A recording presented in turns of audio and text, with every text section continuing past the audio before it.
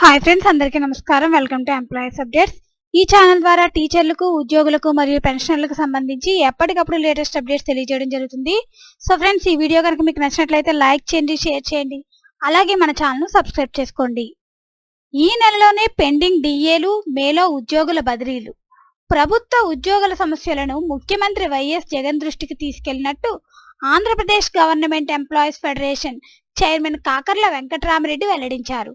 Pending డిఏలు విడుదల చేయాలని కోరగా ఈ నెలలో డిఏ ఉత్తర్వులు జారీ చేస్తామని ముఖ్యమంత్రి వైఎస్ జగన్ హామీ ఇచ్చినట్లు తెలిపారు.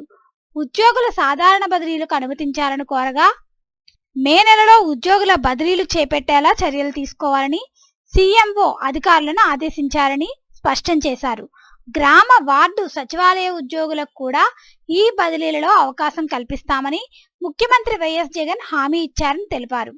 ఉద్యోగుల సమస్యల పట్ల సానుకూలంగా స్పందించే సీఎం జగన్ కు Andhra Pradesh government employees federation chairman Kakarla Venkatarama Reddy ధన్యవాదాలు తెలిపారు. సో ఫ్రెండ్స్, ఎప్పటి నుండో ఎదురు చూస్తున్న ప్రభుత్వ ఉద్యోగుల పెండింగ్ డిఏలు అయితే ఈ నెలలో విడుదల చేస్తామని అయితే జగన్మోహన్ రెడ్డి గారు హామీ ఇచ్చారు. ఫ్రెండ్స్, దీనికి సంబంధించి ఎటువంటి అప్డేట్స్ వచ్చినా మన ఛానల్లో తెలియజేయడం జరుగుతుంది. ఈ వీడియో కనుక మీకు నచ్చినట్లయితే లైక్ చేయండి, షేర్ చేయండి. అలాగే మన ఛానల్ను సబ్స్క్రైబ్ చేసుకోండి. Thanks for watching this video.